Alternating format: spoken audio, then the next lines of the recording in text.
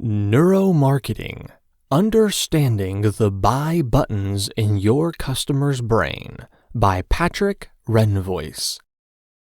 Neuromarketing will give you the necessary insights so you can understand exactly how customers make decisions. By understanding the fundamentals of how the human brain was structured, you will understand the process of decision making and how to motivate your customers to purchase your product.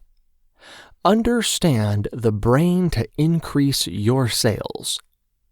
In the past, marketers were not equipped with the same level of knowledge they possess today, and therefore ad campaigns would swing wildly between great success and great failure. The ad would be designed to grab your attention, but beyond that, not much else was known. The marketing professionals of today are a different breed. These individuals possess a detailed understanding of psychology and how the brain works.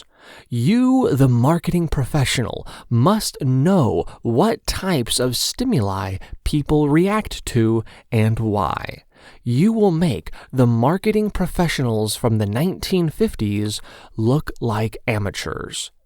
Fortunately, you don't need to cut into the brain yourself to figure out how it operates. Many people have already done that work for you. You simply need to absorb the information in this book, which is accumulated knowledge and experience of the past century. You need to motivate the historic brain or the old brain.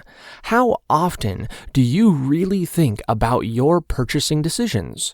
Of course, we think about the large ones, but what about the small ones? Do you really think about why you went to Starbucks and bought a coffee? Did you compare the price of Starbucks coffee to all the other coffee shops in the area? Did you try many other cafe options to find the highest quality coffee?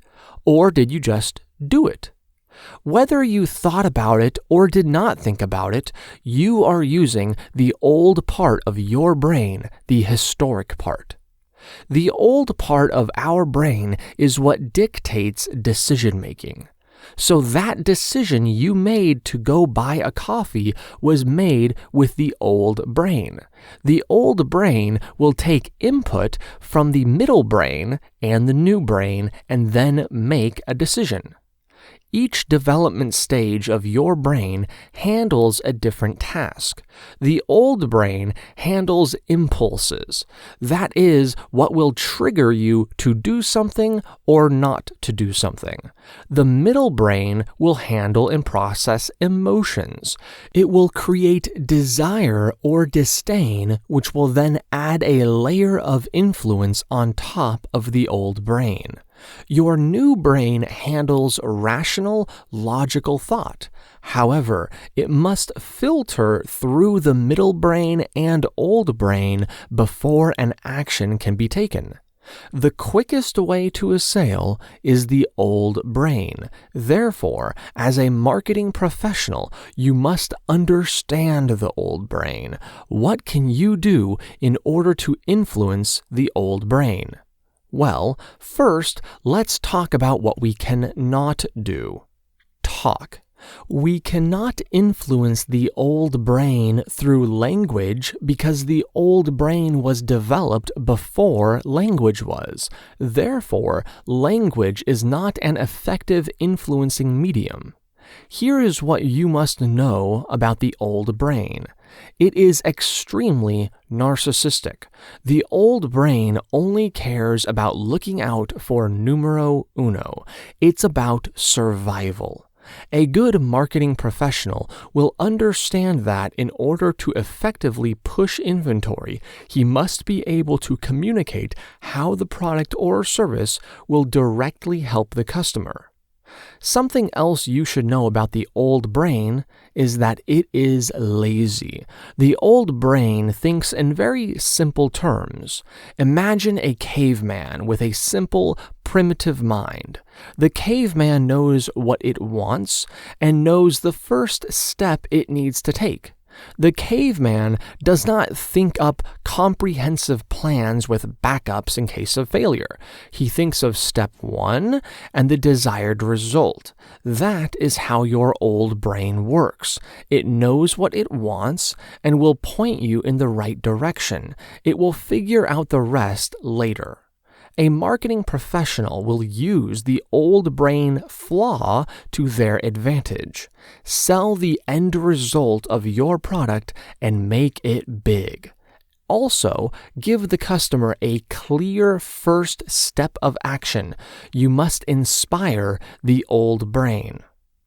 Prepare your content so it appeals to the old brain. To make your material most effective in the old part of the brain, you will need to do a few things. First, you want to diagnose the pain. Listen to your customer. Be attentive to your customer. The customer will give you the information necessary to figure out what their pain is. If you listen, you will know why they need your product. Pretend you are marketing industrial drills. What would be one of the logical pains your customer may be experiencing? They may need to bore a large or deep hole, but do not possess the necessary equipment. Second, differentiate your claims. Think, what is it that differentiates your product from your competitors? Or, if not your product, then your business or process. Put forth an effort to really pinpoint exactly what it is that makes your company different from all the other companies. Think back to the industrial drill company again. What could a differentiating claim be? Perhaps the drills your company produces can take the heaviest load in its price range, or has the longest lifespan in its price range, or uses many non-proprietary parts which can be replaced by third-party companies for much cheaper than proprietary maintenance. Perhaps you have a more customer-friendly return policy or a better warranty. Whatever it is, pinpoint it. Third, demonstrate the gain. Here, you are looking to demonstrate how your product can solve the customer's pain. How can your product benefit the customer?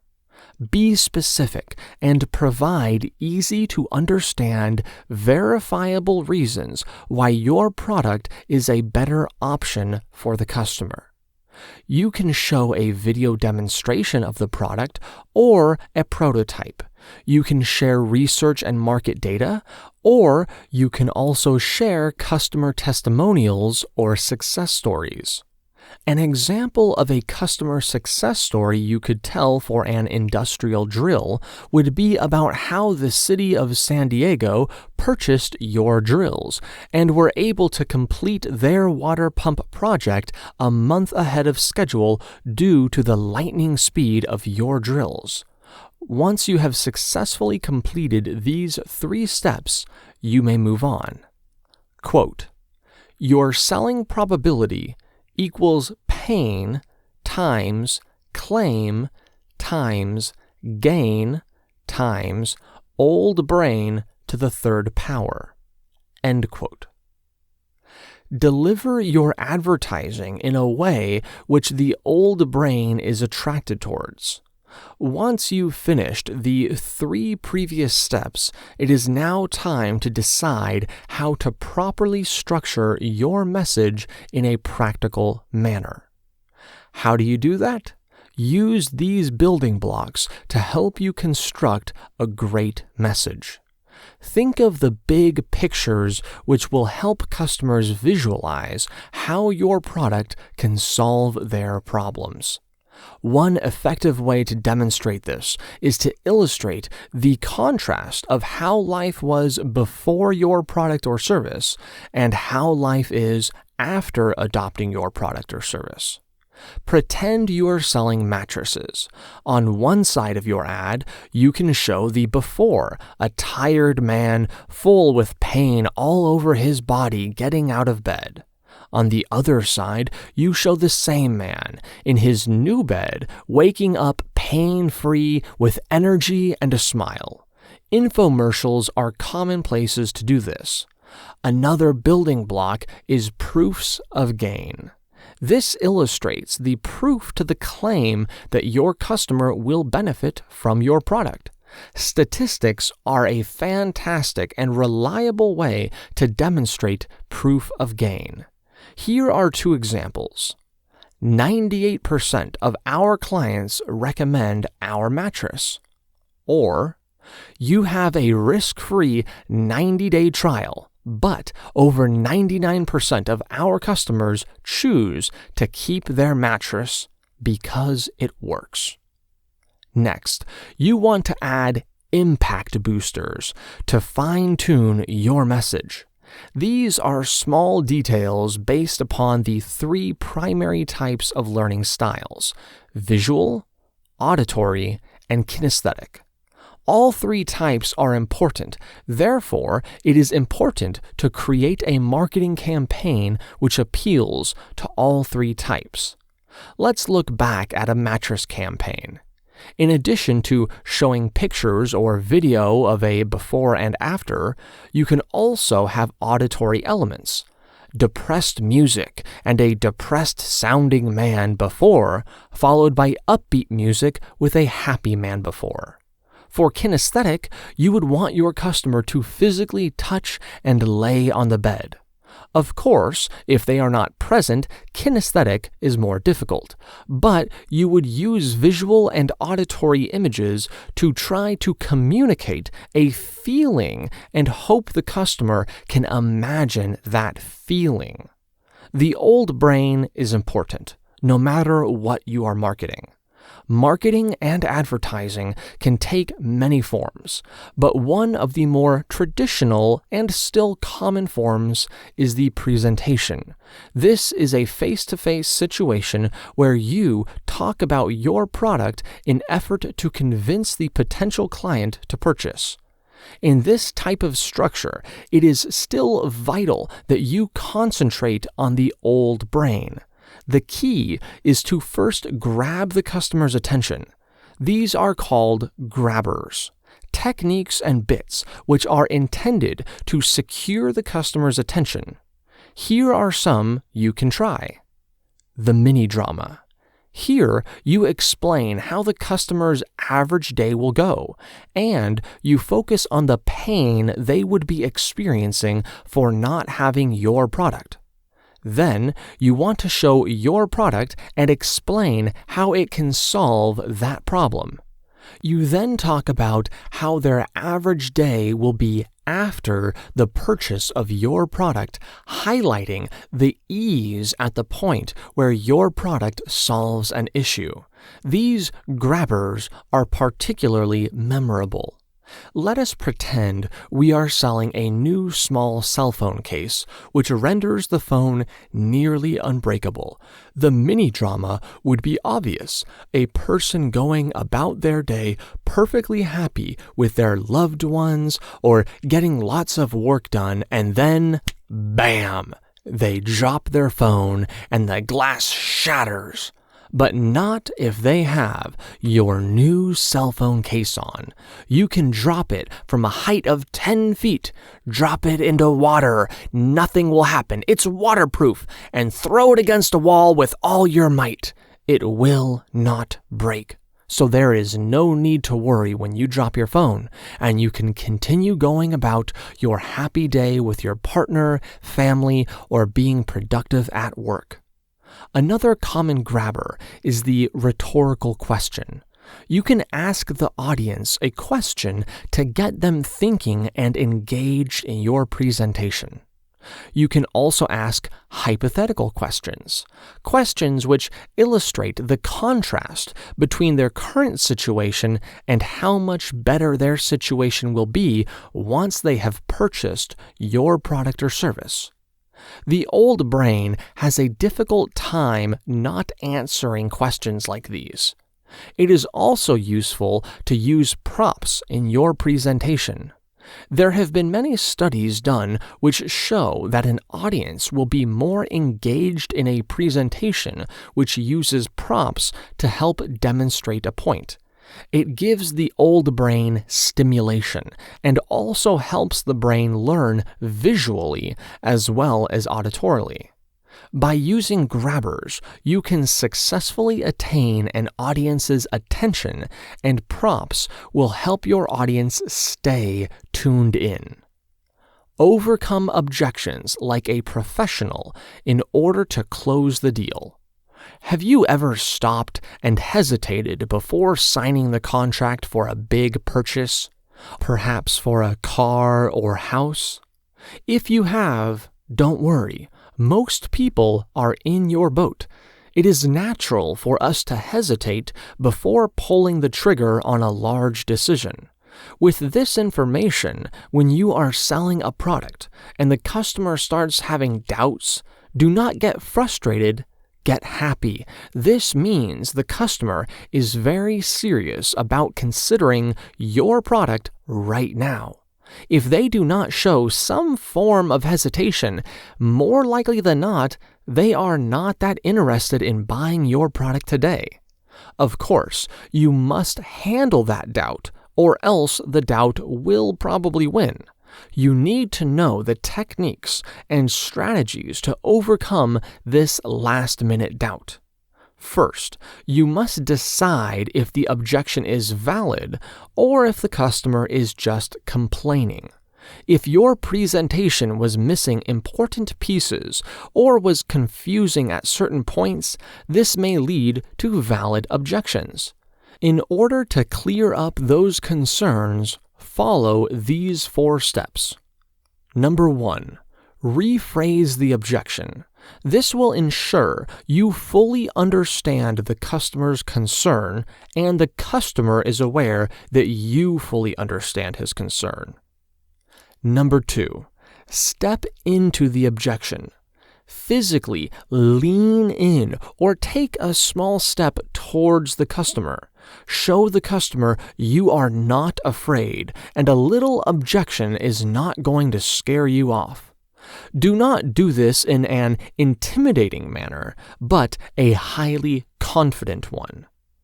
Number 3. Listen to your customer. Allow the customer to more fully explain why they are concerned. Number 4.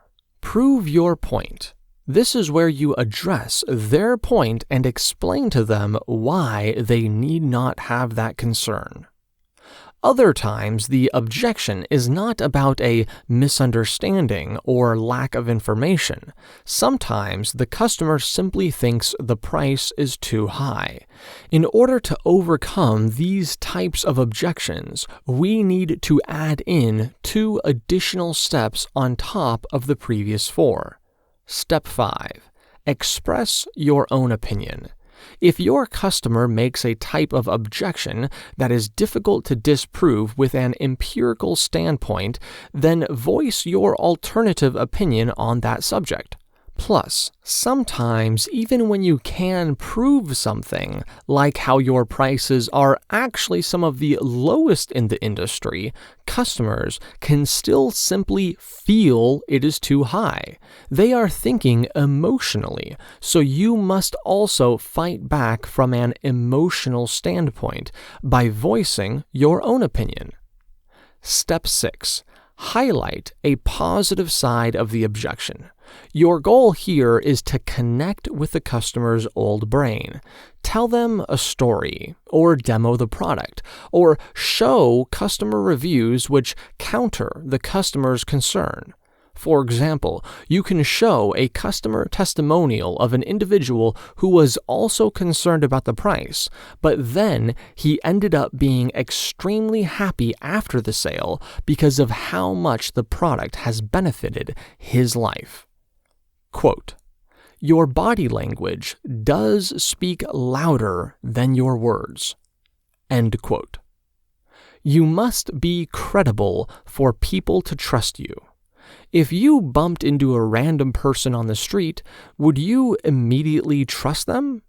Maybe for something like directions, but otherwise, probably not.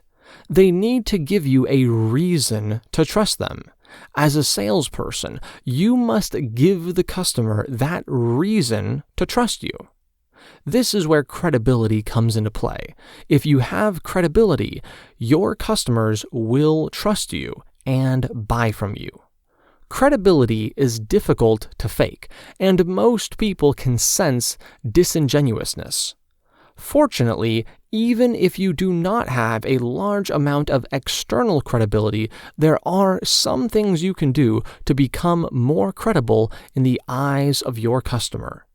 It begins with passion. If you have passion for your product or service and truly believe in it, the customer will sense that.